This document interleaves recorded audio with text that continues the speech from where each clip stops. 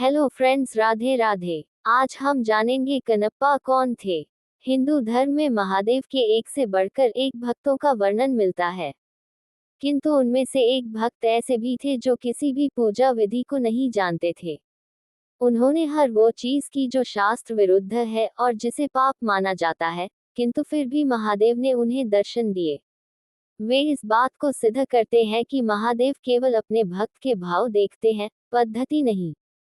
उनका नाम था कन्नप्पा। इनके जन्म के विषय में कई कथाएं प्रचलित हैं।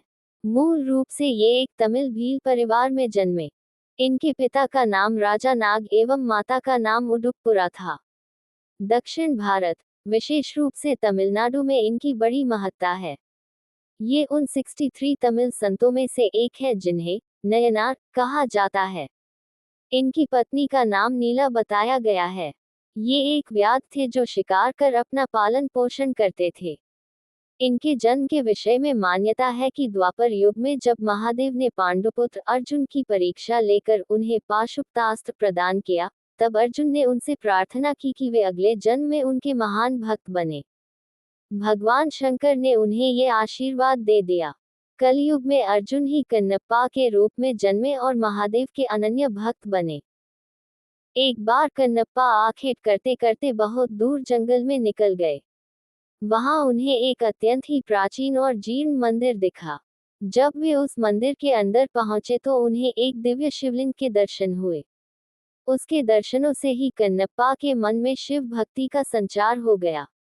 उन्होंने तुरंत ही उस मंदिर को साफ किया। उनके मन में उस शिवलिंग की पूजा करने का विचार आया, पर उन्हें शिव पूजा के बारे में कुछ पता नहीं था। तब उन्होंने सोचा कि महादेव को कुछ खाने और पीने को ही दे दिया जाए। ये सोचकर वे जंगल गए और एक शूक का शिकार किया।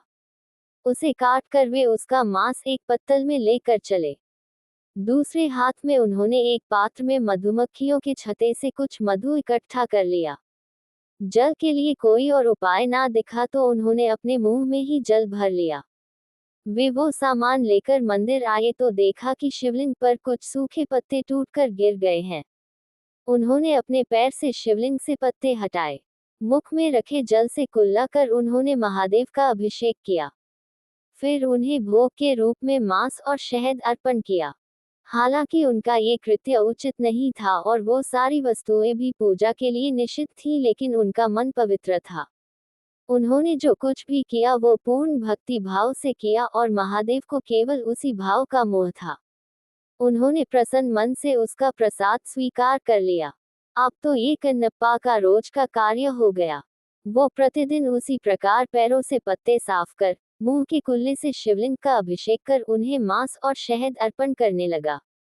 जंगल में एकांत में स्थित उस मंदिर में महादेव की पूजा करने एक पुजारी भी आते थे जो बहुत बड़े शिव भक्त थे। कन्नप्पा के पूजा करने के बाद अगले दिन जब वे आए तो देखा कि पूरे मंदिर में यहाँ वहाँ मांस के टुकड़े पड़े हैं। वे बड़े दुखी हुए और तत्काल मंदिर को जल से धोकर पूजा की और स्वच्छ पुष्प चढ़ाए। किंतु अब रोज रोज उन्हें मंदिर में मांस मिलने लगा। ये देखकर एक दिन उन्होंने निश्चय किया कि वे पता करके रहेंगे कि कौन है जो रोज मंदिर को अपवित्र कर देता है। यही सोचकर वो रात को वहां रुक गए। रोज की भांति कन्नप्पा वहां आए और उन्होंने पैर से पुजारी द्वारा शिवलिंग पर चढ़े पुष्प हटाए, कुल्ले से उनके अभिषेक किया और फिर शिवलिंग पर मांस और मधु चढ़ाया। पुरारी मंदिर के एक कोने से छिपकर से देख रहे थे। उन्हें ये देखकर बड़ा क्रोध आ रहा था। वे ये तो समझ गए कि कन्नप्पा ऐसा केवल भक्ति के कारण कर रहे थे, जानबूझकर नहीं, किंतु फिर भी उन्हें उसका कार्य बड़ा घृणित लगा। उसी समय उनके मन में विचार आया कि मैं इतने समय से शुद्ध चीजों से महादेव की पूजा करता हूँ, फिर भी मुझे उनके दर्शन नहीं हुए। फिर भला इस घृणित पद्धति से पूजा करने वाले से भला महादेव कैसे प्रसन्न हो सकते हैं। वे पुजारी भी महादेव के भक्त थे, इसीलिए अपने भक्त का अभिमान भंग करने के लिए उन्होंने एक लीला रची। कन्नप्पा ने देखा कि अचानक शिवलिंग के एक आंख से रक्त बहने लगा है। अपने आराध्य की ऐसी दशा देखकर वो अत्यंत दुखी हुआ। उसने पास पड़ी जड़ी बूटियों को शिवलिंग के नेत्र पर लगाया, किंतु रक्त का बहना नहीं रुका। उसे समझ नहीं आया कि क्या करना है। उधर छिपकर सब देख रहे उन पुजारी को भी कुछ समझ नहीं आया।